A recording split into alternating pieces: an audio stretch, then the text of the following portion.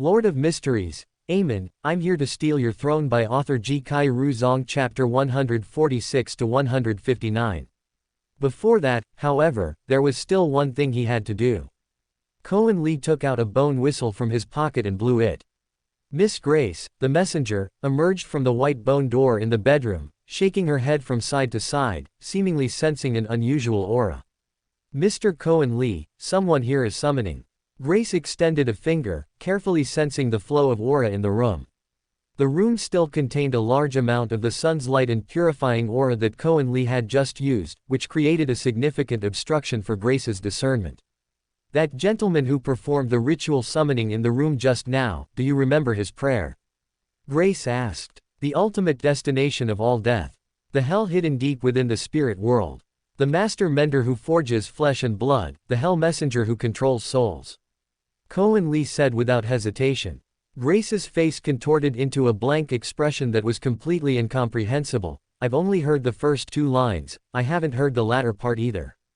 What was summoned should be a spirit, roughly the same height as a person, able to float, extremely fast, faceless, and capable of growing to 2 or 3 times a person's height, wielding a long scythe as a weapon. Faceless, scythe. Grace snapped her fingers thoughtfully, and from within her shadow, a black figure was summoned, quickly circling Kornli, holding a scythe as long as its body. That's right, what is this? Kornli nodded, that's exactly what I saw just now. A mirror soul. Grace smiled. She extended her hand, and the ghost, called a mirror soul, deferentially presented the scythe in its hands to Grace. A low-level conquering ghost from the underworld, it can be a very good scout tool. A tool. The scythe in its hand can strip away one of the opponent's abilities, though it's mostly random, such as walking, observation, or pain sensation. Grace said, this ability makes its existence quite meaningless, but if the stripped ability were thought, breathing, or emotions, these abilities would be very useful. Too random, not much use, then. However, when mirror souls are deployed, they often come in large groups, and their abilities are quite useful in large-scale battles. Other than that, Beyonders of the death sequence can observe what's ahead through its eyes. It has no other abilities. In other words, old Neil summoned nothing. That nail in the corner carries a very faint aura of death. It looks like it was once hammered into the coffin lid of a certain descendant of the Eggers family. Grace said, it can be used in certain rituals. Thank you. Kornli nodded, I have no other questions. Good night, Mr. Kornli, your friend has just woken up. Grace nodded and turned to walk into the white bone door belonging to the underworld. Kornli picked up the black nail from the corner and went downstairs.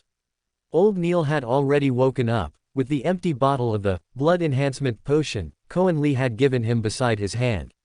A black cloth roll was wrapped around his wrist, which looked like Klein had torn it from his robe. Old Neil's eyes widened as he looked at the familiar clothes of his wife on Klein's body, blinked his dry eyes and lips, and sighed. You two little rascals. Klein didn't speak, extending his right fist to bump Kornli's. When did you two find out? Old Neil looked up, shaking his head in self-mockery, none of that matters. It was that old man swine. Kornli said, he knew you bought a Beyander item from the death domain and thought something might happen to you, so he sent us two to check. Klein's mouth twitched. So that's how Kornli got the information. You know, normally you're a very kind guy. You care about others in your own way. Kornli took a bottle of beer, just brought from the downstairs kitchen, from his pocket and handed it to Klein, then gave one to old Neil. That we could save your life tonight might also be because Sally is watching over you from the sky. A faint red glow appeared in Kornli's eyes. Sally, my beloved. Old Neil leaned back on the grass, staring blankly at the red full moon in the sky. Scenes of his happy life with Sally slowly drifted before his eyes. Their first date, their first kiss, the marriage proposal scene planned for 3 months, the wreaths by the lake, the grass, and the exquisite wine glasses. You two little rascals. 2 cloudy tears flowed from his tightly closed eyes. Klein glared at Kornli with contemptuous eyes, pointing at Sally's loungewear on his own body with his right hand, silently uttering 2 words. Bastard. Klein, you actually cursed me in Chinese. I will leave Tingen City. Old Neil opened his eyes and said decisively. No, old Neil, you really don't have to. Klein's heart skipped a beat, and words of dissuasion almost escaped his lips, but Kornli did not speak. You two little rascals can pretend that what happened last night was just a. Old Neil smiled bitterly as he looked back at the garden, the house, and the 2 strings of dried flowers hanging in the corridor, less than 20 meters away from him. Sally and I lived here for 16 years. Klein, help me up. Old Neil grabbed Klein's shoulder with his right hand and struggled to stand. I might still need your help. Any help at all. Klein said, we won't refuse. No, you alone are enough. Old Neil looked at Kornli. I understand. Kornli nodded. I understand everything. After all, he had almost entertained the thought of killing himself just now. He didn't mind at all, but what old Neil needed most at this moment was the unspoken words in his heart. Klein, old Neil, good night. Kornli gave Klein a deep look, and the latter nodded, indicating that he would spend the rest of the night with old Neil. Well then, the remaining matters could only be handled by himself. Kornli first went to the Tingen City Police Station. The chief of police, Marcel Spencer, happened to be on duty that night. He looked surprised as Kornli walked in and stood up to shake his hand warmly. How can I help you tonight, Apprentice Kornli, detective of the 2nd rank. The other party's promotion speed was truly fast. The last time he saw him was 2 months ago, and he had already jumped 2 ranks. Are there any prisoners on death row? Those who have already been sentenced to death and only have a few days left to live. Kornli declined Director Marcel Spencer's offer to prepare him coffee. No need for now, time is tight today. Director Marcel glanced at the clock on the wall. It was 1:30 in the morning. Time was tight. What kind of lives do these official beyonders lead? Director Marcel took the file and quickly flipped through it. There are 2 people, scheduled to be hanged at noon the day after tomorrow. Would you like to see them? Take me there. Kornli nodded. Director Marcel led Kornli to the cells on the 2nd basement level and personally opened the last 2 cells. 2 prisoners, with their hands and feet bound to the wall, looked with impatient gazes at Kornli as he entered, and at Director Marcel who carefully followed behind him. The one in the left cell is Salvador Carlton, a local. 3 counts of murder. He killed his employer, the employer's wife, and their young daughter. The one in the right cell is Falco Richard, a foreigner, connected to multiple murder cases. More than 5 people died by his hand, and the methods were extremely cruel. Praise the goddess. Kornli bowed his head and drew 4 points of starlight on his chest. You two listen, I can fulfill one wish for either of you before you die, in exchange for the remaining time you have left to live. Perhaps you never even met me today, it's that simple. A feeling of annoyance arose in Kornli's heart. This was related to the wriggling hunger on his left hand. He had just used the wriggling hunger again, and according to the rules, he had to feed it a soul. Klein would become indecisive when encountering such matters. Since he was borrowing this Beander item, he should handle all the details properly when returning it. Any wish, really? A glimmer of hope appeared on Salvador's dirty face. Don't go too far. You still have over a day to live, and that amount of time isn't even worth a piece of black bread. Director Marcel looked at Salvador with disdain. Your time isn't worth much. Let me have a full meal, then a bath, and die as a civilized person, Salvador said. That's my only request. He could certainly fulfill that. He's the one. Kornli pulled out a 5-pound note and handed it to Director Marcel. If it's not enough, ask me for more. You are truly generous, this is already enough. Director Marcel smiled and clapped his hands. A jailer walked over. Director, how may I assist you? Unbind Salvador Carlton from the wall. Prepare him a meal, a bucket of hot water, and a set of clean clothes. Let him go to the room upstairs to eat quietly. Give him 2 hours. While he's eating and bathing, you must have at least 2 weapons pointed at him. Every one of his movements must be watched carefully, Director Marcel instructed, changing his earlier attitude. Yes, Director. The jailer clicked his heels together and saluted both Marcel and Kornli. Hey, I haven't said my request yet. Falco Richard shouted from the right room. You spoke too late. Kornli looked at him with a cold gaze. Any pity for you would be disrespect to those 5 lives. Now, you should have time. Director Marcel extended his hand in invitation. Coffee in my office. Kornli nodded. He seemed to have 2 hours. 2.5 hours later, Kornli removed the already full, wriggling hunger from his left hand, got up, and went to the team's station. Fortunately, Captain Dunn Smith was on duty tonight. Kornli, you're back. Captain Dunn looked at Kornli's furrowed brow. Something happened. Captain, according to regulations, I have to report this matter to you. Kornli sat opposite the captain's desk, feeling for the first time how difficult the truth was to speak. I understand. Captain Dunn tapped the desk with his right hand, pulled out his pipe from his pocket, and remained silent. Captain. Kornli nodded and left the captain's office, returning to his familiar desk in the team's office. He took out a remaining cigarette and lit it. The two men silently smoked in adjacent rooms until dawn. Cough, cough. Zhi Jia, the first to arrive in the room, frowned at the layer of smoke filling the room. She waved her hand to open the window. What's wrong? You just got back, have you not smoked for days? No, that's not the reason, Kornli said. The captain will explain to you all in a moment. At 9 o'clock sharp, everyone in the team except Klein and Old Neil had arrived. Captain Dunn walked into the office, his expression serious. Everyone, there might be something that requires our attention in a moment. At 11 o'clock, Klein accompanied Old Neil to the office. The former's eyes were bloodshot, clearly from not sleeping for 2 days and a night.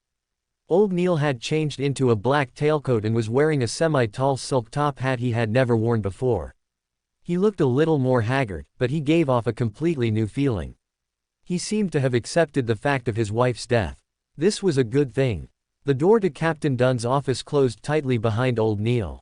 The captain watched Old Neil place a black envelope on his desk, his brows tightly furrowed. You don't need to resign. Captain, I know Kornli has reported everything to you. You need to know that at the moment that Spirit advised me to kill Kornli, for 1 second, I truly wavered. Old Neil buried his face in his hands, sobbing softly. I have no face to stay in the team. Every day I see Kornli and Klein's young faces, I feel like I shouldn't be alive in this world. I can understand, Captain Dunn said softly. But we must live on, not just for ourselves, but also for those team members who sacrificed for us. He pulled a red letter of introduction from his desk and, with an unquestionable attitude, pushed it into Old Neil's hand. This is, Old Neil looked at the letter of introduction with trembling hands. You should still remember Borgia. He's Al Hassan's subordinate. He's now forming a brand new team in Connaught. I telegraphed him this morning, and he's very much looking forward to your arrival. Captain Dunn smiled for the first time.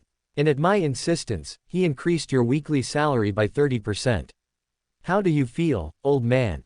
Chapter 148 Kornli, my swindler, potion has been digested. That's all. Old Neil personally carried a black box containing Sally's belongings onto the carriage. Bright stood beside him, watching him with a slight smile. I didn't expect you to choose to leave Tingen City by carriage. I'm an old-fashioned man, I've never been interested in mechanical things, Old Neil scoffed. Rather than spending 30 or 40 hours in a metal can, I'd prefer to travel by carriage. At least I can enjoy the scenery along the way. And I'll have an old friend to accompany me. I have to thank you. Bright smiled. From here to Connaught is not a short journey. I'll use this time to enjoy some rare leisure. Arriving in Connaught within 20 days is fine. Old Neil turned to sign the consignment document provided by the Scott House Rental and Sales Company, next to him, reconfirming his account and the house's address. Please entrust this house to a trustworthy family, he quietly said to the agent lady beside him. Please rest assured, this is our lifelong aspiration. She turned to look at Old Neil's residence. You've kept this place very well. I believe the future family will be very happy to move into this house full of love. The ghost orchid in the flower bed is very lovely. Ghost orchid. Old Neil's eyes slowly swept over the garden, windows, and porch that he and his wife had personally built, as if to firmly engrave everything into his memory. Let's go. Old Neil sighed. This is enough. Wait a moment, I'll get you a cushion. Bright got into the carriage ahead of him and came down 2 minutes later. Go on. Old Neil boarded the carriage and was surprised to see that besides a thick cushion, there were 2 boxes, 1 meter long, half a meter wide, and 40 centimeters high, on the seat opposite him. The carriage slowly started, heading towards the south gate of Tingen City. They told me to give these to you after we left the city. Bright's unhurried voice came through the small connecting window from the front of the carriage. Based on our many years of acquaintance, I knew that would drive you crazy. What on earth did these guys put in there? Old Neil opened the first box. Inside were more than 10 scattered light yellow reimbursement forms, each with handwriting on it. Those were the blessings from each member of the team. His eyes immediately moistened. With trembling hands, he picked up the first one. From the handwriting, it seemed to be Roseanne's. No one will give me extra vegetables and salad from lunch anymore. Lucky old man, I hope you enjoy enough sunshine and beaches in Conant. The delicate yet strong handwriting must have come from Mrs. Oriana. The Tingen City Nighthawks team thanks you for your many years of service. Such a formal tone must have come from Captain Dunn. Next were Fry, Shi-Jaw, Leonard. The teasing yet blessed words rolled before old Neil's eyes. He tremblingly covered his face with both hands, his throat emitting a choked sob that sounded like sandpaper, and the emotions accumulated for years and ignored by himself finally burst forth. Murky tears splashed onto his robe, soaking his chest. At the bottom of the box was the despair revolver that had accompanied him for many years but was later given to Kornli. There were no bullets inside, and at the very bottom, Kornli's signature was pressed.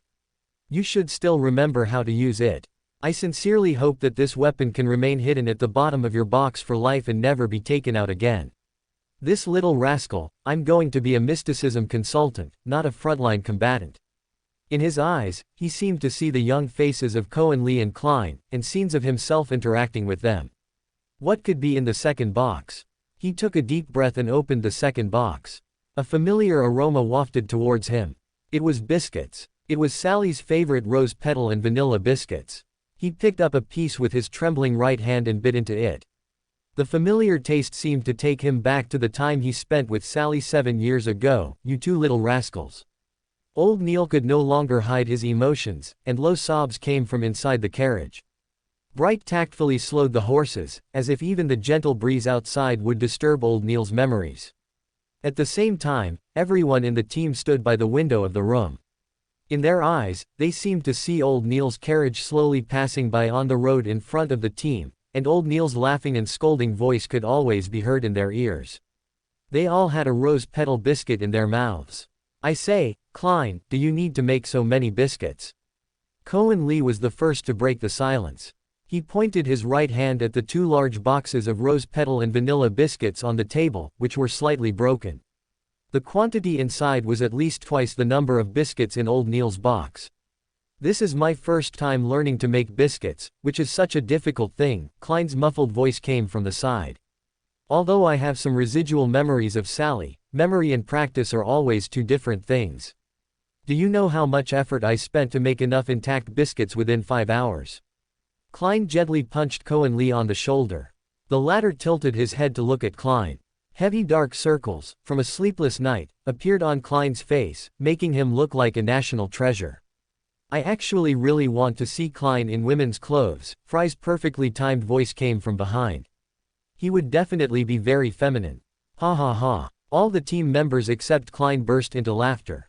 You guys are really too much. Klein feigned anger and stomped his foot. This kind of woman-like complaining made the team members' laughter grow louder. Ahem. Captain Dunn's voice came from the doorway. The others in the room tried their best to suppress their smiles, but looking at Captain Dunn's slightly upturned lips, they knew he must have been trying very hard to hold it in.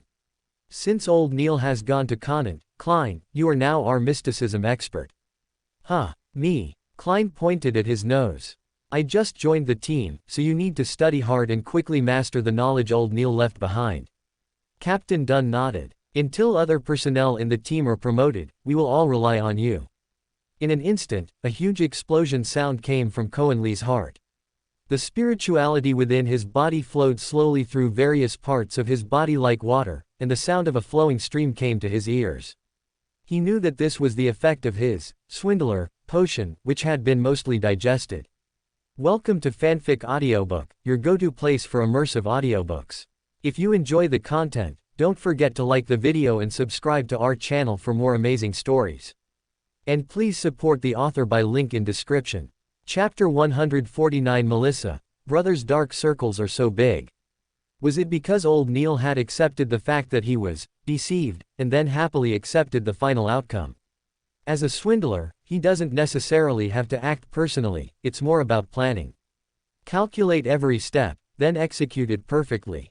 The more people involved, the better the outcome, and the faster his digestion. It seems that Klein also provided recognition for his deception this time. He shouldn't be told about this.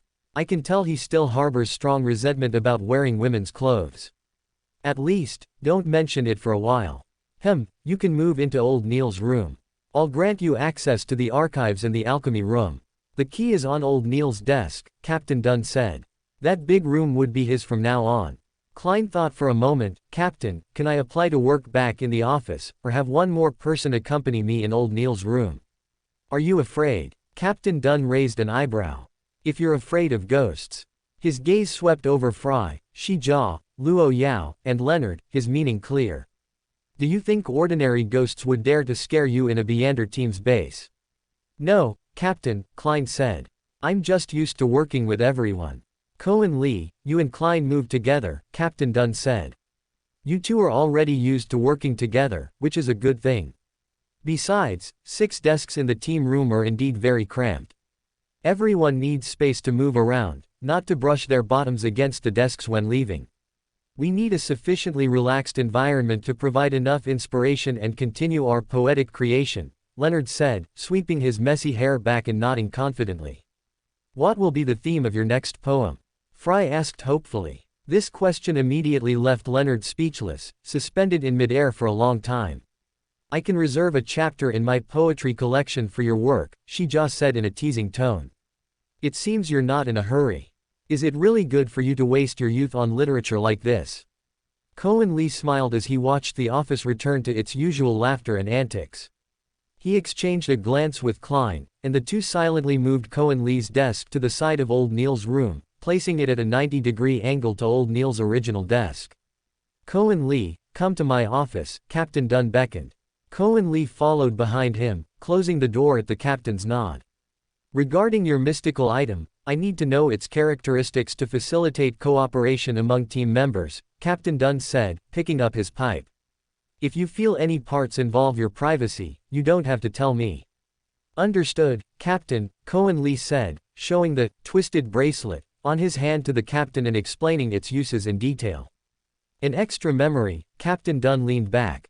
This side effect isn't overly negative, but it can be fatal at times.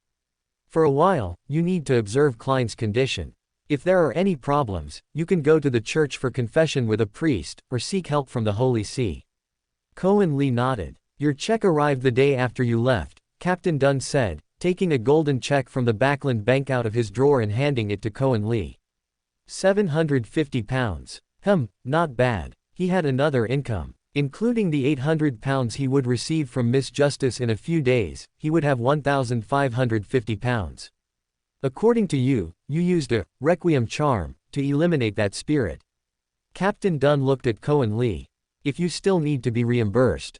Captain Dunn watched Kornli pull out 2 familiar pale yellow square paper slips from his pocket, raising an eyebrow. Train ticket fees, transportation fees, 3 nights accommodation for 2 rooms, £2.12 sol. Captain Dunn shook his head. Are prices in Backlund that high recently? His and Klein's meal expenses, as well as the money for Klein's 4 bed legs, were all carefully included, Kornli thought to himself. He shook his head, signed his name on the reimbursement form, and handed it to Kornli.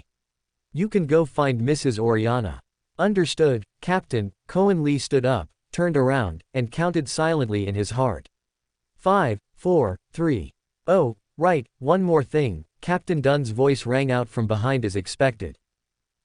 Captain, you really forgot something. He only took less than 4 seconds. His reaction speed today should be considered very fast. Is there anything I need to know about this trip to the Holy See? Captain Dunn asked, taking his pipe from his mouth with his right hand. Miss Daly asked me to bring her regards, Kornli said calmly, then stood up and left.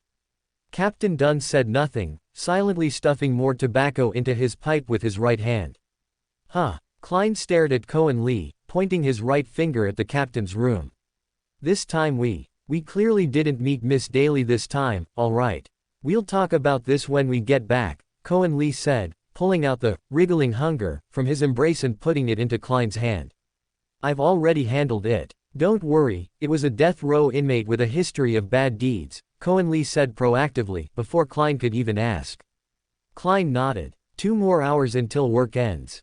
After work, we can go. Kornli watched Klein yawn uncontrollably. Go get some good rest. After all, Backlund wasn't built in a day. Klein nodded heavily. I need a good night's sleep. Before that, you still need to explain to your sister and brother how you went out last night after returning home, and then were busy outside all day. Sigh. Klein shook his head helplessly. It seemed he would have to tell his sister and brother another little white lie. He could already foresee Melissa's finger tapping his head repeatedly. After work, Klein, fighting off sleepiness, took the public carriage back to Narcissus Street. Although he now had a huge sum of nearly £40 thanks to Kornli's investment, Klein, adhering to the principle that waste is the greatest crime, still chose to take the public carriage.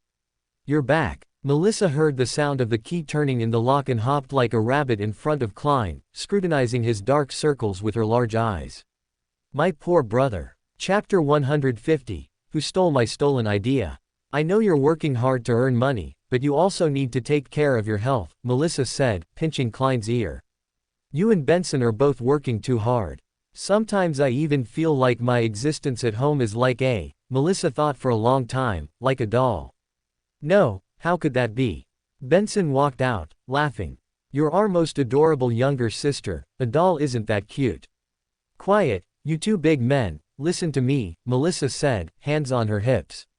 While you're working hard, you need to eat on time, sleep on time, and then, within 2 years, you need to find a girlfriend and start a family, understand? Benson is the older brother, Klein said, pointing at Benson. Judging by his hairline, he needs a girlfriend more than I do. Klein, Benson chuckled in exasperation. What kind of ridiculous reason is that? If there's a problem, the older brother still needs to step up. I'm going to shower and sleep first, Klein said, raising his hands in surrender, completely handing over the firepower to his brother. Sometimes, brothers are meant to be human shields, especially when the archer of that arrow is your own sister. Klein quickly went to his room, took a shower, and changed into his pajamas. Having not slept for 2 days, he quickly fell into a deep sleep. The next morning, Klein arrived at his and Kornli's office on time. On the table was a bacon sandwich he liked, and Kornli was leaning back in his chair, the window wide open, enjoying his first cigarette of the morning. Klein picked up the sandwich and found a note pressed underneath. The crooked handwriting was clearly Kornli's. 2 sleep charms, 2 requiem charms, 3 blood enhancement potions. Charms. Klein scratched his head in distress. I'm not skilled at making them yet. Potions shouldn't be difficult. So now you need to grind your proficiency, Kornli said, spreading his hands. We're not short on materials right now. After all, besides the captain, none of them can make these, and the captain precisely doesn't need these things. So, making one just adds 1 to the stock. Also, you need to take me to the armory. According to regulations, 2 people must enter the armory together, and one of them must be a key holder. All right, Klein said, putting down his sandwich and leading Kornli to the armory. Roseanne happened to be guarding the armory this morning. She pointed to the logbook for Kornli and Klein to sign, then registered her own name at the end. Do you still need a revolver? Klein asked, looking at the 5 or 6 revolvers on the wall. I remember you returned old Neil's pistol to him. With the dream scale and the goddess's sword, my attack methods need to change, Kornli said, flipping through the weapon manufacturing and purchase records. In a white notebook, he found his crossbow bolt manufacturer. Blacksmith, Paul Watson, Mithril Forge, 156 Cornwall Street. Kornli thought about the map in his mind. That place was in the southwest of Tingen City, very close to the western city gate. These are the remaining crossbow bolts, 31 of them, Klein said, handing him a small pouch of bolts. You'll need to figure out the rest yourself. These shouldn't be expensive, Kornli said, tucking the small pouch of crossbow bolts into his pocket. The 2 of them left the armory, one after the other. Mithril Forge. Huh. Kornli looked at the drunken blacksmith Paul Watson in front of him, pointing at the crossbow bolt in his hand. 1 soul per bolt. You might as well just rob me. If it weren't for old Neil, I wouldn't even bother making these, the bearded Paul said, opening one eye and squinting at Kornli. The precision requirements for these are very high, but the damage rate is also surprisingly high. In that case, I need to modify the design of this thing, Kornli said angrily. Suit yourself, but that won't change the fact that this thing costs 1 soul per piece to make. Paul shook his head, reached for a bottle of fiery Sunya blood wine nearby, easily flicked open the cap with his right hand, guzzled it down, and then casually threw the bottle into the corner, which shattered with a bang. A 600 milliliters bottle of Sunya blood wine, downed in 3 gulps. My forging fee has all become your drinking money, hasn't it? Without you guys, how could I drink such delicious wine?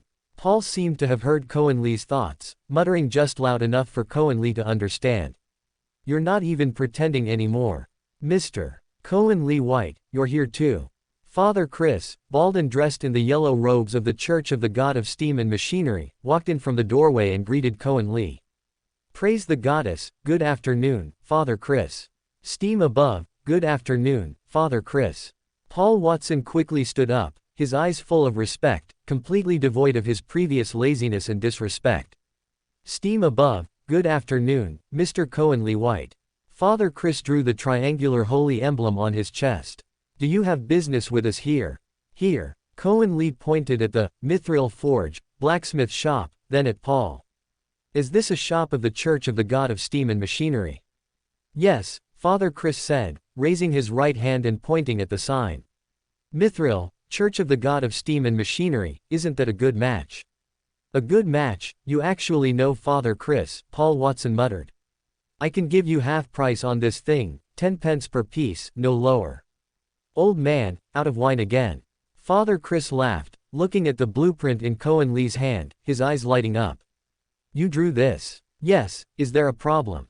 Kornli asked. The actual item. Father Chris extended his hand. Kornli didn't hesitate, using his right hand to unfasten the crossbow bolt from his left arm. Tisk tisk tisk, a good design, Father Chris said. Do you also want 2 assassin blades that can retract into your sleeves and extend when used? Preferably combined. Father Chris burst out laughing. Did someone steal my stolen idea for the Great Assassin's Creed? Kornli nodded noncommittally. Only you Beyonders who fight in close combat can use this thing, Father Chris said. If you have a few minutes, I think you should come with me to the Leverage Church, Father Chris said. There's something you should see. The owner who made it has similar ideas to yours, Father Chris said, winking his left eye. The actual item. Father Chris extended his hand. Kornli didn't hesitate, using his right hand to unfasten the crossbow bolt from his left arm. Tisk tisk tisk, a good design, Father Chris said. Do you also want 2 assassin blades that can retract into your sleeves and extend when used? Preferably combined. Father Chris burst out laughing.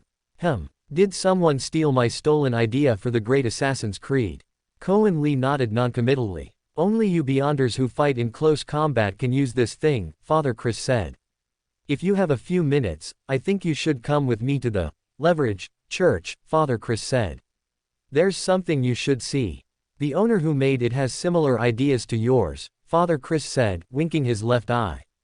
Chapter 151, A Weapon Made by Rhosid. In the basement of the Lever Cathedral, Kornli watched Father Chris pull out a meter-long box from a drawer and open it. It was a set of exquisitely crafted small mechanisms made of brass, bronze, and various metals.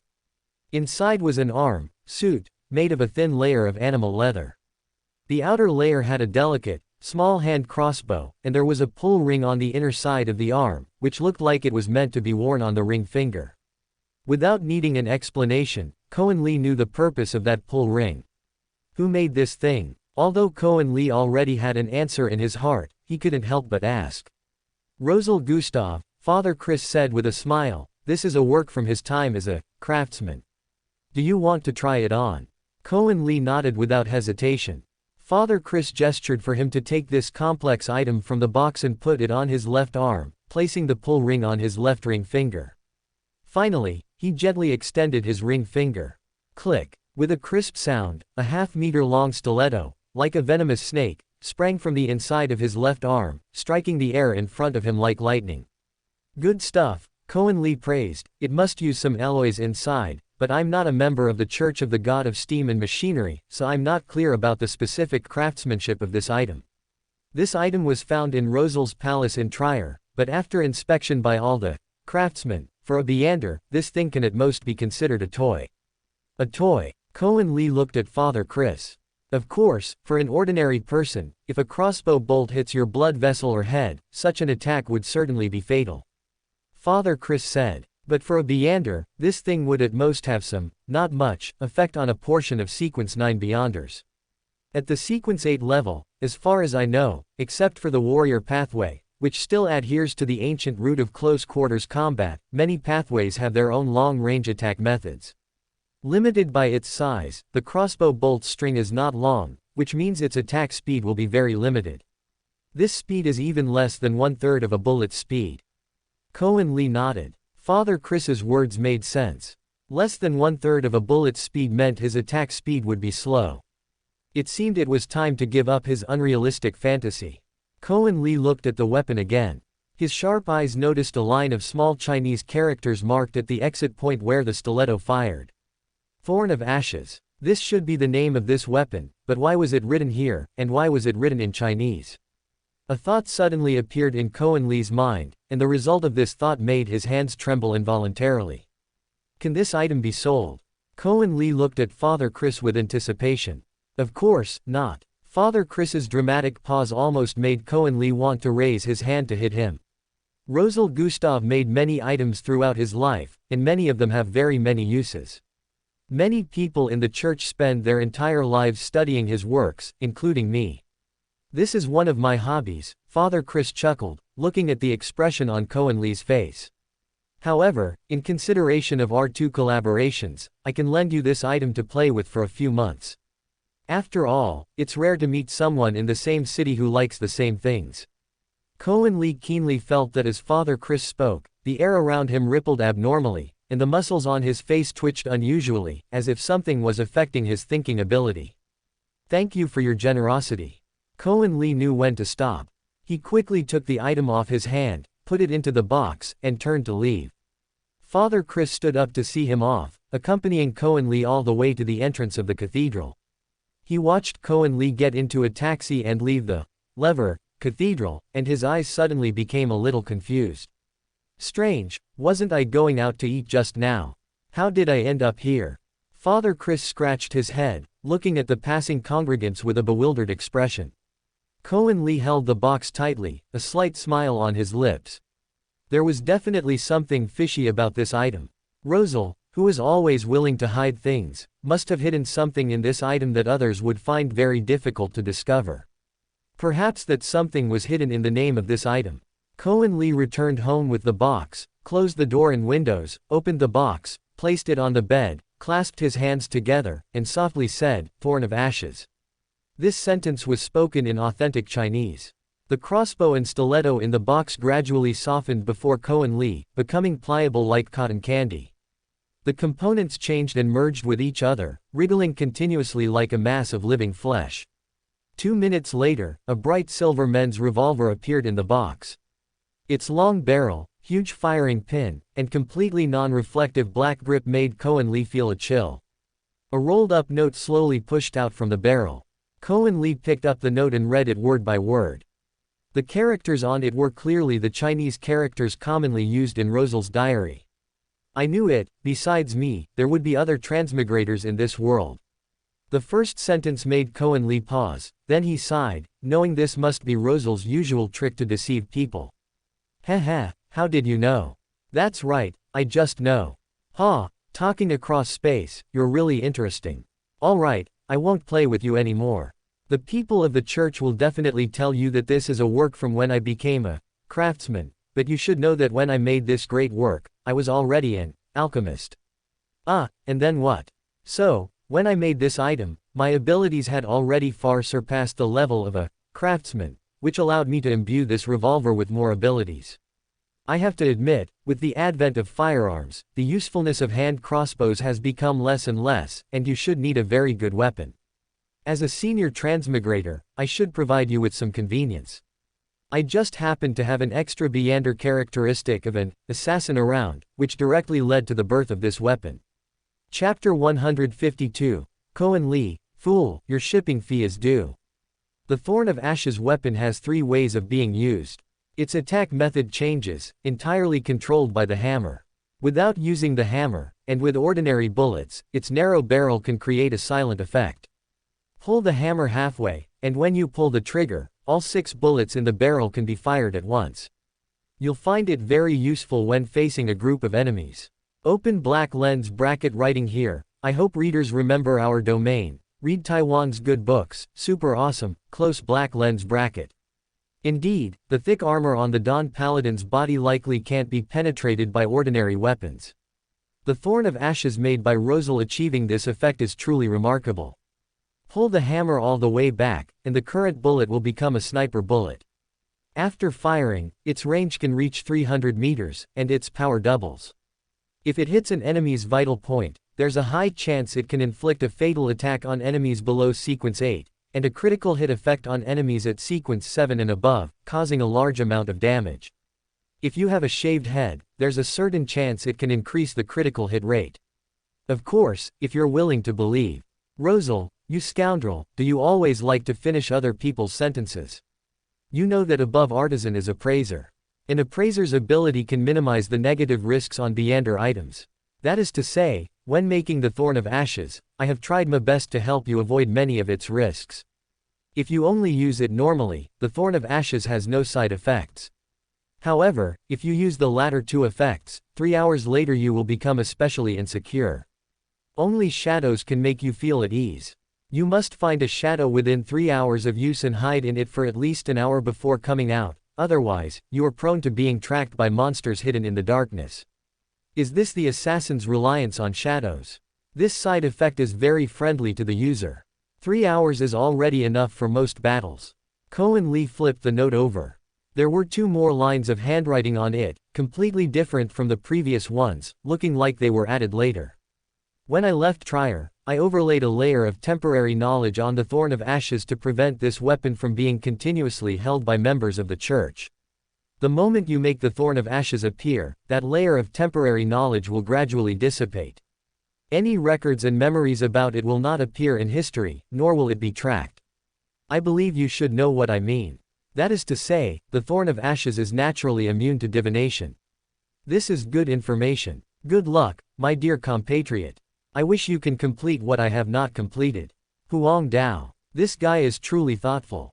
However, judging from the temporary knowledge on it, when he left Trier, he should have at least reached the level of a saint, or even further, an angel. Thank you. Kornli sincerely clasped his hands and thanked Rhosid to the heavens, then stuffed the Thorn of Ashes into its holster. It seems his 2 poisons can be retired.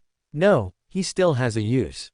Kornli glanced at the faint reddish moonlight that had just colored the window, then took out 2 prepared white candles from under the drawer, and the night blooming Sirius essential oil, the fragrance the fool liked. He placed the candles in front of the mirror on the table, lit them with his spirituality, took a deep breath, and whispered. The fool that doesn't belong to this era. The mysterious ruler above the gray fog. The king of yellow and black who controls good luck. Your loyal servant implores your gaze. Implores you to accept his offering. Implores you to open the door to your kingdom. Before Kornli, a bronze door appeared, adorned with ancient patterns and surrounded by thunder and occasional flashes of lightning. The door slowly opened, and a powerful suction came from within. Kornli quickly sent the 2 prepared 5-pound banknotes into the door. He felt that as soon as the 2 banknotes entered the door, they were immediately sucked away. This speed was comparable to his own speed at stealing wallets. Kornli placed his right hand on his chest and bowed slightly. Praise the fool. The bronze door slowly closed and disappeared from Kornli's sight. Kornli exhaled, pulled out his pocket watch. It was just past 8 in the evening. It seems there's still time to go to the restaurant upstairs for a hearty meal. Narcissus Street. Klein was happily chatting with Melissa and Benson in the dining room when a familiar gray fog suddenly appeared before his eyes. Kornli, the ritual he designed, and white candles appeared before him. I want to take a shower and then read a book, Klein said. Benson, do you need some grammar books? All right, if that exam can be held as scheduled as you 2 say. I believe I'll have a chance if I try, Benson said through gritted teeth. Lend me all your grammar books. No matter how tired I am every day, I will insist on reading for half an hour. An hour. Melissa stood up. I'll go get you the books. A few minutes later, Melissa came out of Klein's room with 6 thick, heavy books, each at least several hundred pages long, looking dry and interesting. Read these 6 first, Melissa nodded. Klein said these books are foundational, the advanced ones are too difficult, and you don't need to read them now. Benson's face immediately became helpless. These 6 books, he could read for a year. Klein entered his private washroom on the 2nd floor, locked the door, pretending to be about to take a shower, and took 4 steps counterclockwise in the small room, arriving once again at Saphira Castle above the gray fog. He returned to his appearance as the fool, carefully observed Kornli praying inside the room, and cautiously intercepted a frame of Kornli looking down, his face unseen. Then, he used the gray fog to subtly obscure the scene in the frame, preventing Alger, Audrey, and Sun from discerning or divining Kornli's personal information through the decorations. Is this considered photoshopping in this world? Klein thought self-mockingly. The ritual was successful, Klein said calmly from the high-back chair. Klein smiled faintly, merged the 2 images, and threw them separately into the 3 crimson stars representing Justice, the Hanged Man, and Sun. This should be enough, they should be able to trust him and Kornli now. Chapter 153, Souls in the Wriggling Hunger Part 1. Klein took out the wriggling hunger from his hand. He and Kornli had owned this mystical item for some time. Besides Kornli and the Priest of Light whose soul he frequently used, he still didn't know the abilities of the remaining souls inside. He didn't want to place all the pressure of the battle on Kornli, even though the captain's command he wore was very powerful. It was always good to have more strength in a fight. On the wriggling hunger, which was as thin as a cicada's wing, blurry faces occasionally appeared on the 4 fingers from thumb to ring finger. Klein channeled his spirituality into his thumb, and the face of an old man in a white robe appeared before him, looking at Klein, then up at the sky, his hands spread open. Praise the sun. This old man was the Priest of Light that he and Kornli frequently summoned. Is this the underworld? No, I'm afraid not. Klein propped his chin with his left hand. Do you remember the last thing before you died? Before I died. A hint of confusion appeared in the old man's eyes. We found on the island. He shook his head in pain. I can't remember. You seem like a good person. Can you release my soul? The old man looked at Klein with hopeful eyes. I hope to live out this life in the sunlight. If I encounter a suitable soul, I will replace your soul, Klein nodded. Praise the sun, praise your generosity. The old man nodded in delight. In exchange, I need to know some information. I hope you can provide it to me, Klein seized the opportunity to say. If it doesn't involve the secrets of the eternal blazing sun church, I agree. The old man nodded. Paper and pen appeared on the bronze long table in front of Klein. His hand quickly wrote down the knowledge the old man transmitted. Those were the Beander potion formulas from sequence 9 Bard to sequence 5 Priest of Light that he wanted, and that the sun needed. Sequence 9, Bard. Main ingredients: 1 crystallized sunflower or 1 tail feather of an adult firestone bird or an arson bird, 1 mermaid stone or 1 singing sunflower. Auxiliary ingredients: 80 milliliters of red wine, 1 midsummer grass, 5 drops of July wine juice, 1 elven dark leaf. Sequence 8, Light supplicant. Main ingredients: 1 radiant stone or powder of a blazing white soul, blood of a mirror hedgehog or heart of a magma giant. Auxiliary ingredients: 100 milliliters of red wine, 1 gold-rimmed sunflower, 3 drops of aconite juice, 1 item of sun faith. Sequence 7, Solar High Priest. Main ingredients: 1 red comb of a dawn rooster, 1 fruit of a radiant spirit tree. Auxiliary ingredients: 100 milliliters of dawn rooster blood, 10 drops of sun essential oil, 8 grams of gold bergamot powder, 5 grams of solidified lava. Sequence 6, Notary. Main ingredients: 1 portion of crystallized elder tree root, 5 tail feathers of a spirit bird. Auxiliary ingredients: 100 milliliters of radiant spirit tree juice, 1 gold-rimmed sunflower, 1 white-rimmed sunflower, 5 drops of water fern juice. Sequence 5, Priest of Light. Main ingredients: red comb of the King of Dawn roosters, 1 pure white radiant stone. Auxiliary ingredients: 5 grams of rosemary, 7 drops of gold bergamot juice, 10 milliliters of rock water, 60 milliliters of King of Dawn rooster blood. Ritual. In pure darkness, bury the entire body in unmelting ice, then consume the potion. Ritual. The appearance of a ritual in the Beander potions from sequence 6 to sequence 5 was something Klein was hearing for the first time.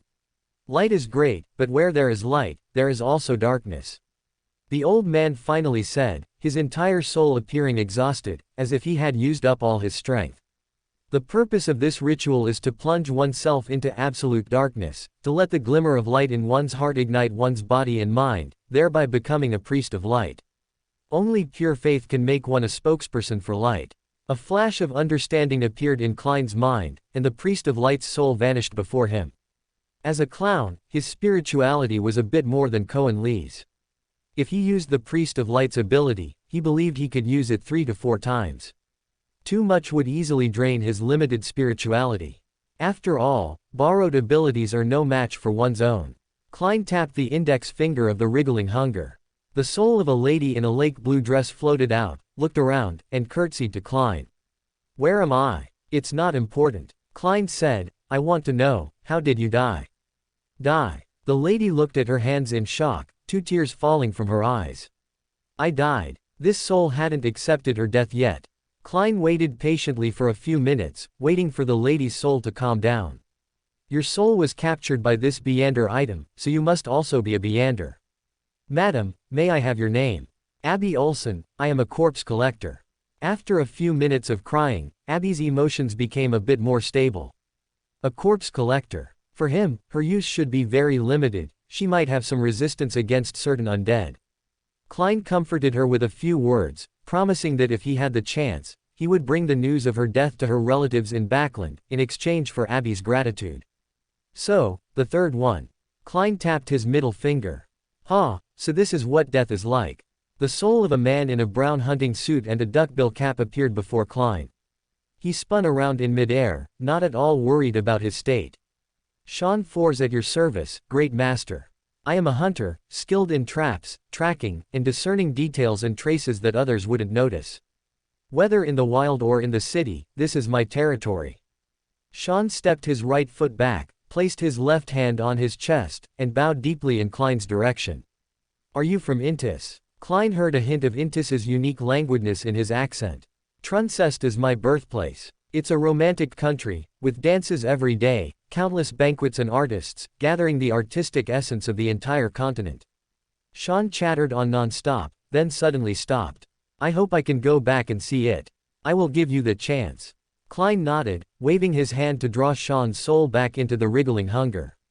This fellow unexpectedly absorbed a hunter Beander characteristic and became a hunter. He wasn't an official person, nor did he do anything particularly dark. Klein categorized him as a wild Beander who emerged from the bushes. Finally, the ring finger. Klein tapped the face on the ring finger, and another lady's soul emerged from within. Chapter 154, The Souls in the Wriggling Hunger, Part 2. "Hey, am I free?" The lady spun around in midair in front of Klein, her expression turning from joy to gloom as she looked at Klein. "Was it you who did it?" "No, it shouldn't be.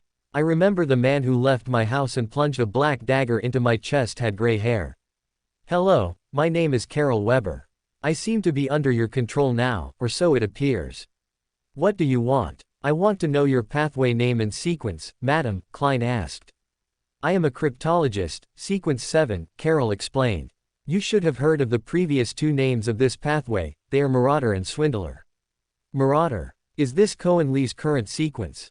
"It's a miracle that Kornli's Beander potion formula could be found here." "Judging by your accent, you don't seem to be from LotM," Klein asked. "LotM. That's the country I hate the most. I'm from Alavi in the Rhosid Islands. We have fresh fruits and food every day, it's clearly more suitable for reclusion there," Carol said in a light voice. "I need the cryptologist formula.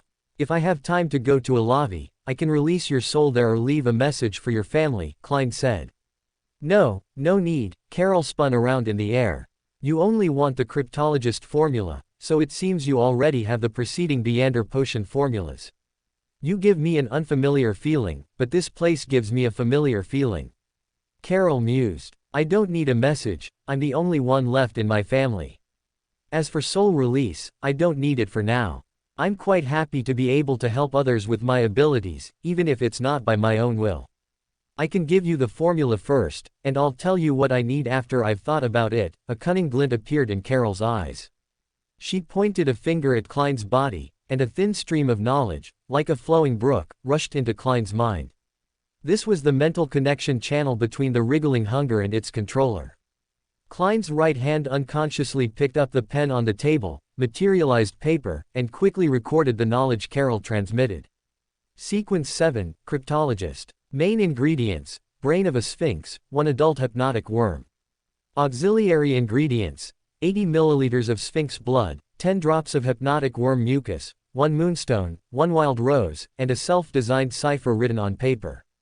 Carol returned to the wriggling hunger without a word. She seemed uninterested in the fact that she could briefly come out for some fresh air. Klein put down the pen and pondered for a moment, feeling there was something puzzling. There weren't many Beyonders, especially female ones, who could calmly accept their own death. Carol's behavior was somewhat abnormal, overly calm. Perhaps Kornli's help was needed at this moment. His brain throbbed slightly. This should be the result of summoning 4 souls consecutively here. Counting the time, he seemed to have stayed in the washroom for 2 hours. He should go out, otherwise his family would be suspicious. Klein's figure reappeared in the washroom. He peeked out, looking left and right. Benson's snoring came from the living room on the first floor. His brother would unconsciously fall asleep every time he read for more than 20 minutes. Melissa was happily humming a song, and the sound of click-clack occasionally came from her hands. She must be tinkering with the dolls she made. Everything is normal. Klein slipped out of the washroom, carefully returned to his room, lay on his pillow, and quickly fell asleep. Backlund, inside Earl Hall's mansion. Audrey was quietly reading Wuthering Heights. Her next gathering with Miss Fur's Wall was less than a week away. Although they had met once, to leave a good impression, she decided to spend some time finishing Wuthering Heights. Mainly, during their last meeting, she accidentally said that she was a loyal reader of Miss Fur's. If she couldn't even quote a meaningful sentence from her latest book, she would be quite embarrassed. No, it would be extremely embarrassing. Moreover, as a spectator, she could discern not only writing techniques but also many details from the other party's works. For example, Miss Fur's seemed to dislike bell peppers very much. The protagonists in her novels never touched this slightly spicy food. Is this kind of information really useful? Audrey gently stroked Susie's long fur with her right hand. Since she became a spectator, Susie's treatment had improved significantly. She could not only enjoy enough snacks at any time but also choose the brand of snacks herself. I think. Susie put down the copy of Wuthering Heights in front of her and said in still unpracticed lowness. At this moment, a layer of gray fog appeared before Audrey's eyes. On the gray fog, a familiar scene emerged, a man with his head bowed, facing a bronze door shrouded in thunder and lightning, respectfully presenting 2 brand new 5-pound banknotes. The fool who does not belong to this era. The mysterious ruler above the gray fog. The king of yellow and black who wields good luck. Your loyal servant begs for your gaze. Beg for you to accept his offering. Beg for you to open the door of the kingdom. Such sounds came from his mouth. The scene shifted, and the image of the fool reappeared above the gray fog. The 2 5-pound banknotes were placed on the armrest of his right hand. The ritual succeeded. The fool's calm voice came from the top. It succeeded. Audrey excitedly clenched her fist and swung it forcefully in front of her chest. Audrey, what happened? You suddenly became so excited. Susie's head poked over from the side. Is it what you're reading now? Nothing. Audrey looked at her copy of Wuthering Heights and had only reached page 16, while the copy in front of Susie had already reached page 41, with the first volume almost finished. She wasn't even as fast as a big dog at reading. Audrey angrily tugged lightly on Susie's head. The ritual succeeded. The fool's calm voice came from within the gray fog. South of Backlund, near Pritz Harbor, in the captain's cabin of the Blue Avenger, the hanged man, Alger, witnessed the same scene. Alger gasped. Having been immersed in the Church of the Lord of Storms for many years, he naturally knew what this meant. This meant that the Tarot Club possessed the ability to transport mystical items and knowledge, surpassing the 7 Orthodox churches. Unbelievable. Chapter 155. How can there be so many coincidences in this world? No, there's another possibility. Alger seemed to not dare to even consider that possibility. A smile spread across his lips. It seemed he had truly joined some extraordinary Beander gathering. Since that was the case, his hidden plan could seemingly begin to be executed step by step.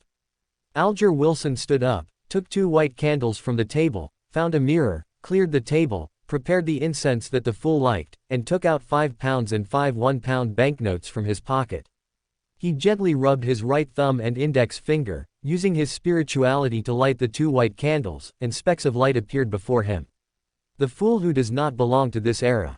The mysterious ruler above the gray fog. The king of yellow and black who wields good luck.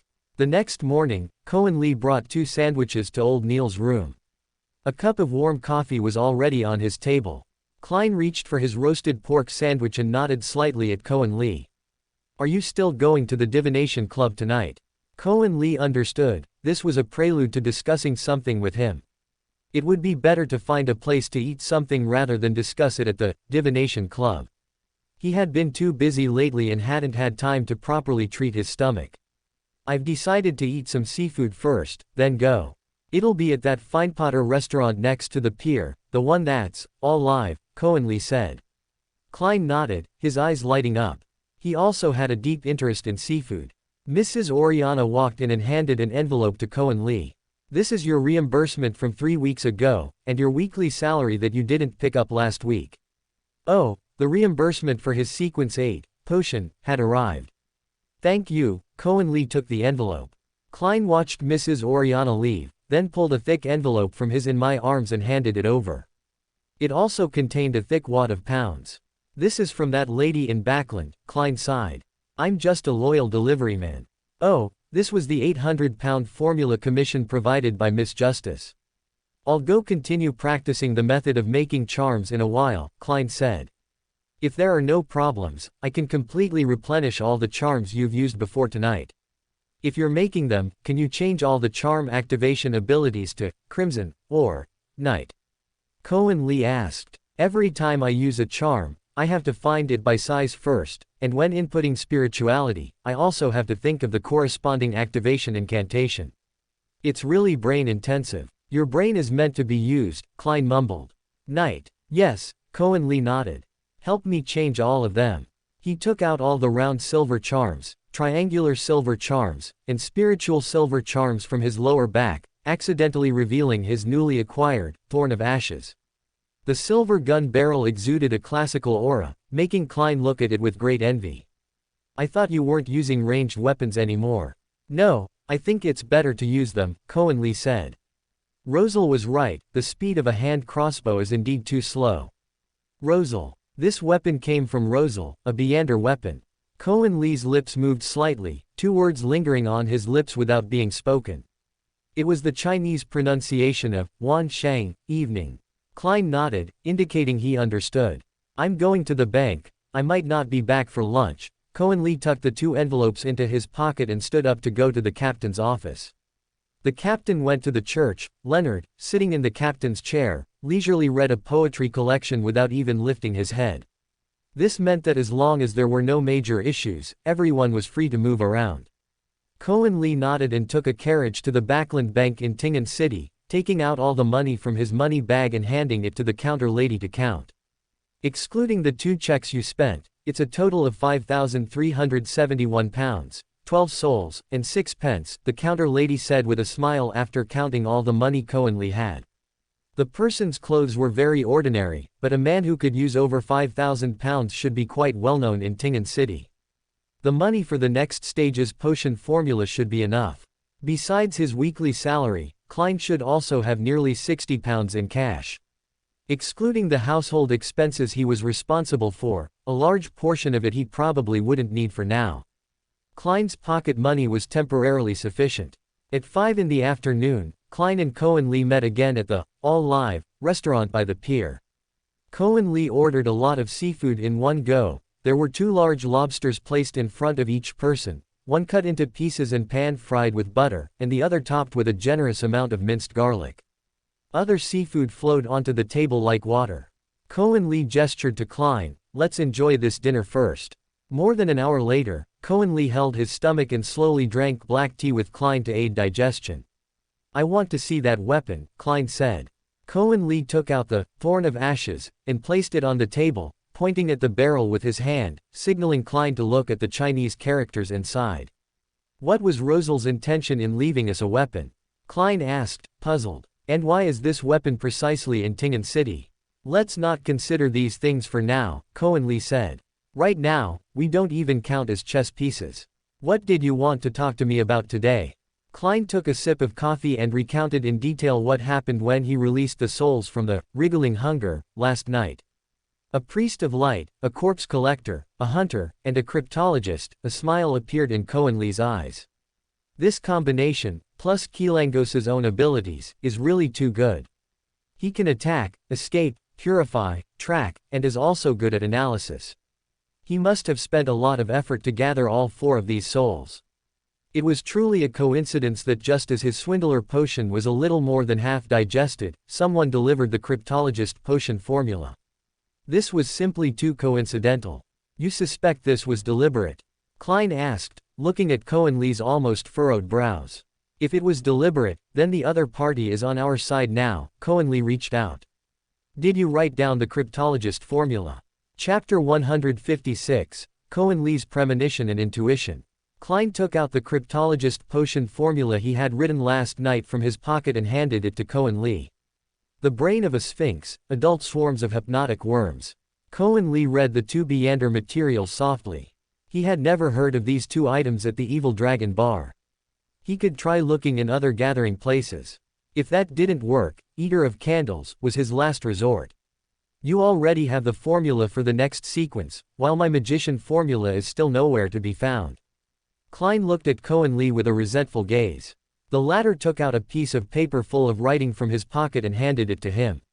Kornli, you really do have my magician formula. Sequence 7, Magician. Main ingredients: 1 true root of a mist treant, all spinal fluid of a striped black panther.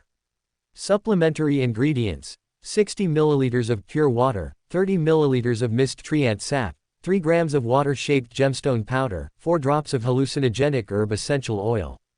Damn it, where did you get it?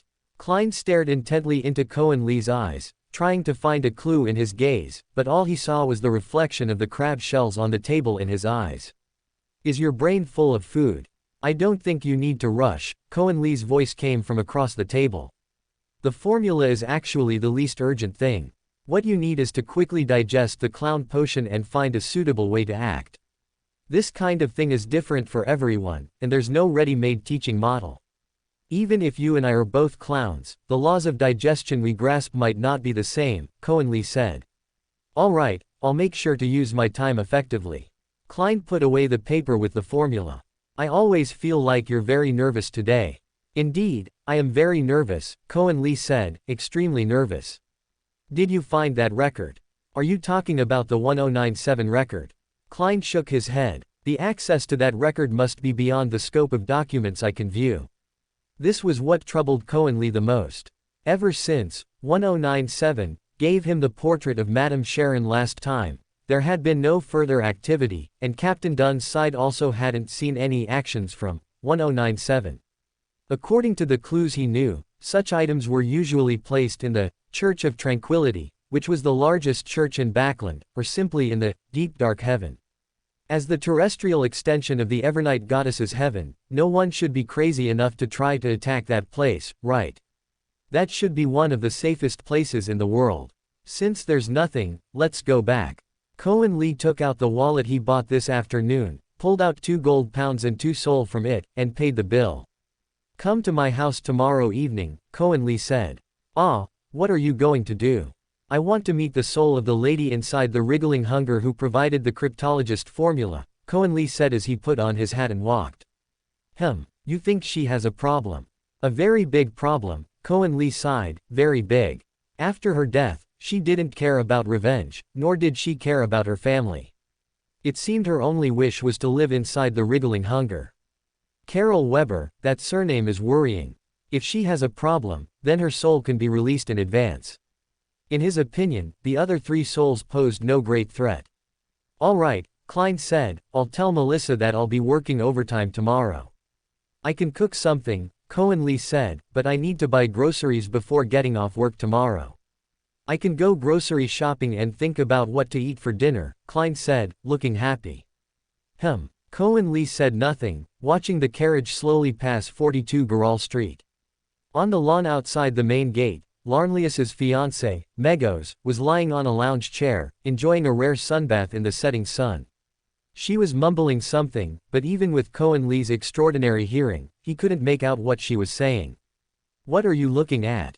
Klein watched Kornli quickly pull back the curtain, glance to the right, and then immediately close the carriage curtain, as if he didn't dare to look again. Nothing, Kornli said. In Kornli's eyes, Megos's belly was only slightly protruding, making it impossible to tell how big the baby she was carrying currently was. Hopefully, the evil god's growth pattern follows some human laws and can at least wait 5 months to be born. That way, he would have a little more time to stay in Tingen City, and his preparation time would be more sufficient. You go home first, Kornli instructed the coachman to take Klein to 2 Narcissus Street. I'm going to the team's headquarters to get something. Okay. Klein had no doubts. When he got out of the carriage, he slipped a handful of various talismans into Kornli's hand. They're all done. Thank you. Kornli watched Klein walk towards the main entrance and instructed the coachman, 36 Zudaland Street, please. Kornli, you're back. Luo Yao, who was on duty at Channy's gate today, looked at Kornli walking in and said with a smile, are you going to relieve me tonight? Sorry, I have something urgent tonight. Kornli looked at the empty Captain Dun's office. Has Captain Dun not returned yet? He came back and then left again. It looks like he'll be very busy tonight, Luo Yao said. Well then, I'm going downstairs. Hurried footsteps went from upstairs to downstairs. On this floor, besides one clerical staff member on duty, there was no one else. Kornli walked into Captain Dun's office with a normal expression. As the team's second vice-captain and third in line for team command, he had the right to enter this room even if the Captain Dun was not present. Captain Dun's room was never locked. Kornli closed the door and quickly searched the room. Tonight, he absolutely had to figure out what 1097 was. A sense of alarm arose in his heart. If he didn't figure this out, his entire plan might have loopholes. In other words, those he was trying to save might still die here. This was something he absolutely did not want to see. Kornli looked at Captain Dun's desk, his brows furrowed. Captain Dun Smith was a very orderly and logical man. His pipe was always in his inner pocket, he always used his right hand to hold his cane, and the items in his drawers were always in the same place. This meant that if he wanted to hide something, he also tended to put those things together. His eyes looked at the locked drawer in the bottom left corner of the desk. In his intuition, that drawer should contain the biggest secret of the entire Captain Dun's office. What he was looking for was there. Chapter 157, The True Face of Sealed Artifact 1097. Kornli opened the bottom drawer, revealing a hidden small box secured by a simple lock. It likely contained files that only a captain had permission to access. Sorry, Captain, Kornli muttered silently, picking up a paper cutter from the desk. He inserted the pointed end into the keyhole, twisted gently, and opened the lock. Inside were numbered files. Click. A crisp sound echoed in Kornli's ears, and the scene before him shattered into fragments. It was a dream created by a dream demon. Kornli sighed inwardly, then looked up and said, "Good evening, Captain." "Good evening, Kornli." Captain Dun stood up from the nearby sofa. "Were you trying to open my file cabinet? When did you pull me into the dream?" Kornli didn't answer his question, but instead countered. "The moment you walked in." Captain Dun sat in the seat opposite him and pulled out his pipe. "If you need anything, you can just ask me directly. Captain, you might not be able to give me what I want." Kornli sighed. "Captain, I want to see the information on Sealed Artifact 1097. Sealed Artifact 1097. Why does he want to see that?" Captain Dun calmly took out a pouch of tobacco, extracted some, and filled his pipe. Kornli took the matches from the desk, lit one, and held it to Dun's pipe, then used the remaining flame to light his own cigarette. If there were an external danger, the two could entrust their lives to each other at any moment, but at this moment, a hint of awkwardness arose between them. Your clearance isn't high enough, Captain Dunn said calmly. That file can only be viewed by the captain of Tingen City and the 2 priests of St. Selena Cathedral. You really can't give it to me. It seems I'll have to use my own authority. Is high-ranking Deacon Crestasizima's clearance sufficient? Captain Dunn nodded without hesitation. Of course. Kornli lightly tapped his belt with his right hand. The goddess's sword flew out from his belt with a white glow, slowly rotating 360 degrees in front of Captain Dunn. Its attitude seemed to say, "Look, I'm real, see clearly." This, Captain Dunn slowly turned to look at Kornli. The goddess's sword. The goddess temporarily lent it to me for self-defense. Kornli stood up. This is the confidential matter I had to attend to at the Church of Tranquility, Captain. Captain Dunn exhaled. You could have told me sooner, actually. Sorry, your clearance wasn't high enough. Kornli extended his right hand. If I wasn't in such a hurry, I would have kept this matter to myself. Captain Dunn stood up, took his revolver from his coat pocket, placed it on the desk, and gently pushed the hammer with his right thumb. His free right hand firmly grasped Kornli's. This outcome is far better than the 46 scenarios I just imagined. 46 scenarios. Kornli looked at Captain Dunn with amusement. Captain Dunn pulled a small key from his pocket and tossed it to Kornli, who was opposite him. The last red folder. He walked to the door of the room, and the 3 locks clicked shut automatically. You're safe in here. The contents of this file cannot be disclosed to Leonard or Klein. Captain Dunn's eyes widened. Wait, Klein went to the Church of Tranquility with you too. I know, so he basically knows. Kornli didn't even lift his head as he pulled out the file. The upper left corner of the folder was marked with deep blue ink, indicating its contents. Sealed artifact, 1097. Captain Dunn remained silent, just puffing on his pipe, watching Kornli open the folder. Sealed artifact, 1097, the unattended mirror. Danger level, 1 foot, extremely dangerous. Do not use unless there is a major local upheaval. Confidentiality level, Nighthawk's captain and above. Sealing method, must be kept in a container filled with fresh blood. Description, this is an extremely dangerous mirror. If anyone appears in the mirror for more than 3 seconds, their inner dark side will be fully manifested in the mirror, becoming an existence identical to the original body. The person in the mirror will try everything to break out of the mirror world and replace their original body. According to our experiments, after the first holder, Mr. Bernhard Rick, stood before the mirror for 3 seconds, another figure of Bernhard Rick appeared in the mirror. The Bernhard in the mirror slowly drew his left thumb across his own neck, made a crude gesture to the original body, and then vanished within the mirror. 3 days later, we found the bodies of Mr. Bernhard Rick, his wife, and daughter in Bernhard Rick's residence. The 3 bodies were neatly seated at the dining table, knives and forks laid out, and their heads placed on plates, as if they were enjoying their own flesh and blood. A few hours later, our colleague saw Bernhard again on the street. He was carrying a bag full of daily necessities and greeted us warmly upon seeing us, seemingly completely unaware of what had happened. Our people discovered that this Bernhard's dominant hand was his left, while the real Bernhard's dominant hand was his right. The accompanying personnel could confirm that this living person was Bernhard's mirror image. How did he manage to come into our world? The remaining 3 lines of information were heavily blacked out. Kornli, with a glimmer of hope, held up the file, wanting to see the remaining content from the back. The back was also completely covered in black ink. I don't know the content of those remaining 3 lines of text either, Captain Dunn said. But with your intelligence, you can probably guess. Kornli closed the file and lit a cigarette. First, anyone who looks into the mirror will have a reflection, a mirror image, which we can call a mirror person. It represents the pure malice within our lives. Second, Bernhard Rick's mirror image made a gesture and then disappeared from the mirror. Where did he go? Is there another world behind the mirror? Is that world connected to ours? I leaned towards the latter. Captain Dunn's calm voice came from opposite him. But his mirror image being able to come out indicates a connection between the 2 worlds. Third, after Bernhard's mirror image killed the original body, he was still able to go out and buy things. Did he inherit some, or perhaps most, of the original body's memories? Kornli asked. He could still recognize some colleagues, so I believe he must have retained some memories of them. So, apart from that inexplicable hatred for the original body, the mirror person is no different from the original body. Captain Dunn mused. Not necessarily, Captain, Kornli shook his head. Chapter 158, Leonard's Other Channel. You forgot something, Captain. When Bernhard's mirror image came out, he immediately killed his wife and children. If we follow the mode of coexistence you suggested, this is completely impossible. Kornli makes sense. Captain Dunn nodded, signaling him to continue with that line of thought. Furthermore, I have an undeveloped idea.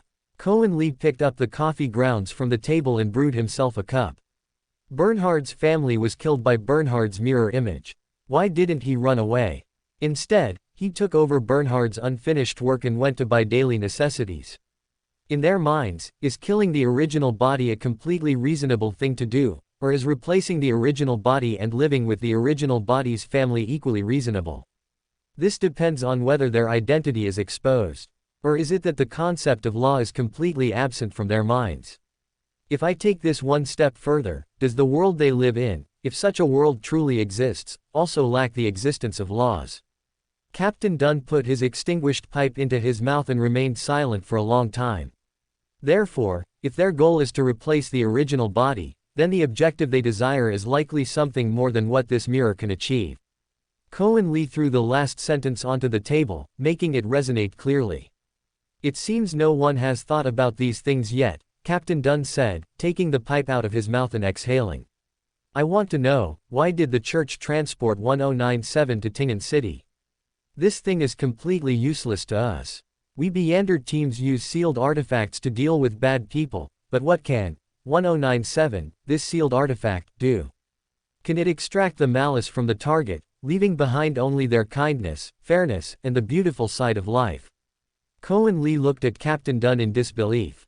The latter nodded, apparently having guessed what Kornli was about to say.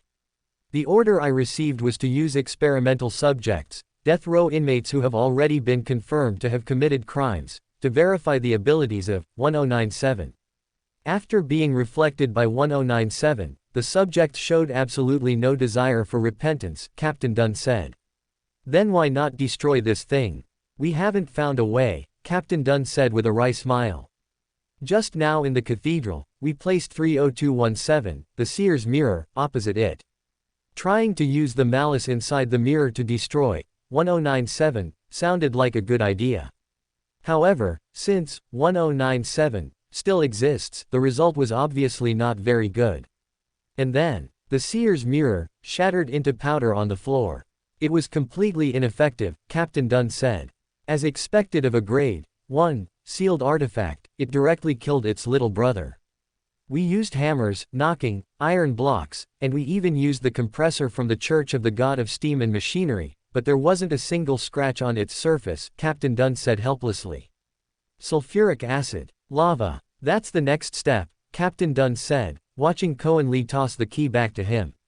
Experiments require steps, planning, and time. Is this why you've been going to the cathedral recently?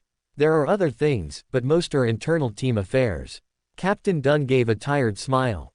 Based on your current authority, I can tell you anything you want to know regarding affairs in the entirety of Tingen City. Not for now. Kornli sighed. I already know what I wanted to know.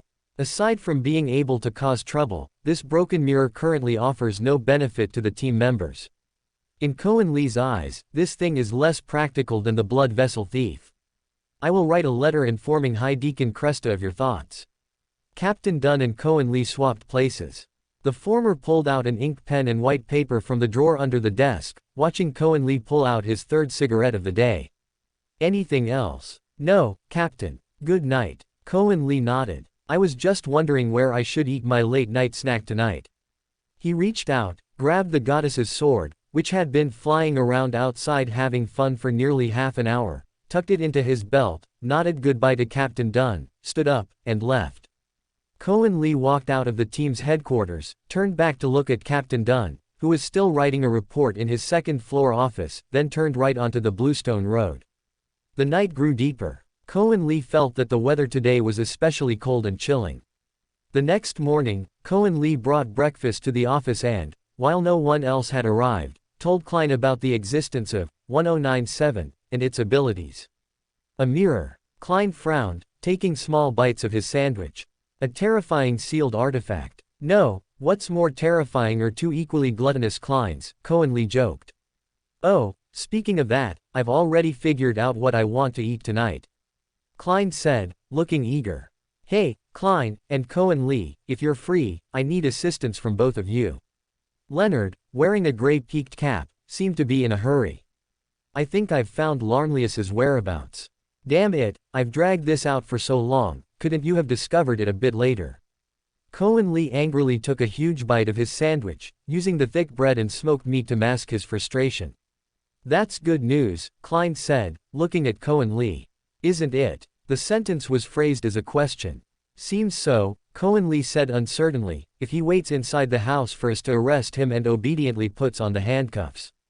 A familiar sense of trepidation arose in his heart. It was the trepidation that only occurred when events completely exceeded his plans. Where will the variable appear? You are truly amusing, if only it were that simple. Klein stood up and took his bowler hat from the coat rack. The bounty on this guy's head definitely exceeds £500. Money. No, it's not about the money. Kornli was pulled onto the carriage by Klein. All the way, he pondered the trepidation in his heart, thinking about what he should do. This is the place. Klein pulled open the window and looked at the familiar Horse Street district. Larnlius has been living right under our noses the whole time. Horse Street district. Isn't this the neighborhood where the Divination Club, my classmate Welch, and that former Aurora Order member are located? No. Leonard gently pulled the reins, and the two-wheeled carriage slowly stopped at the entrance of 62 Horse Street. I found out through another channel that this house might be one he rented using an alias. Chapter 159, Larnlius, you still haven't left. How did you manage to track this down? Kornli asked. We have a portrait of Larnlius, Leonard said excitedly. I took the portrait and asked the neighbors on this street.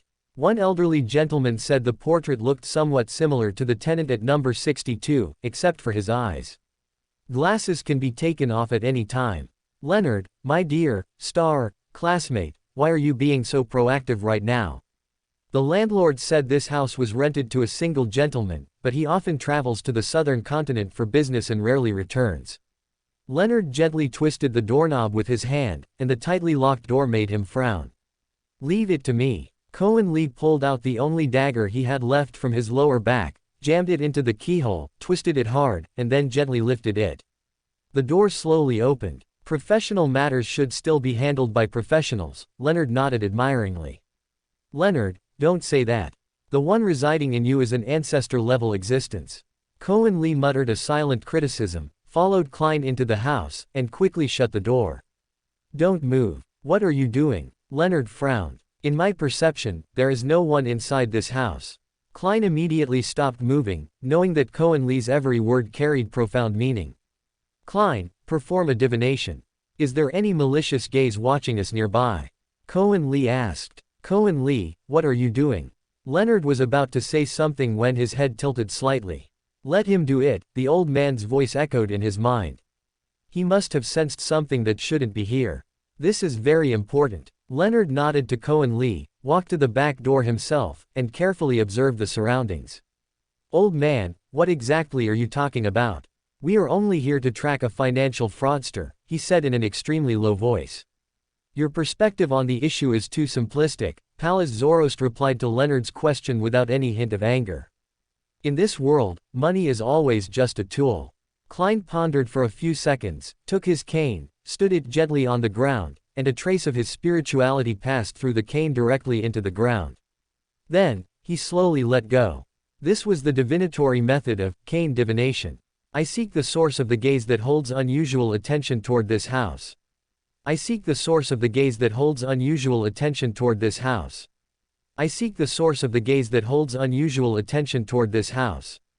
Klein chanted 3 times. The cane remained motionless in the middle of the floor, showing no reaction at all.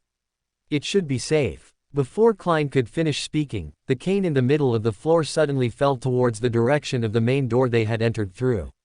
Sure enough, someone was monitoring this place. Kornli violently pulled open the door, and a familiar face flashed past in the bushes about 80 meters away. He stood up, smiling, seemingly very satisfied that Kornli had discovered his presence. That refined face wore gold-rimmed glasses, his features were handsome, and a slight smile played on the corner of his mouth. Larnlius. This guy actually hadn't left Tingen City. Chase him. Leonard rushed out of the room, his right hand already drawing his long-barreled revolver, aiming at Larnlius in the distance. Larnlius showed no intention of escaping. He pulled out a massive book from his chest. The book moved without wind, automatically hovering in front of him. I came, I saw, I recorded. Larnlius chanted in Hermes language. A blue light appeared behind him. He stepped backward into the blue light, gave a slight bow towards Leonard's pursuing figure, and his body vanished. That bastard. Leonard cursed angrily. Revolvers only have a good hit rate within 50 meters.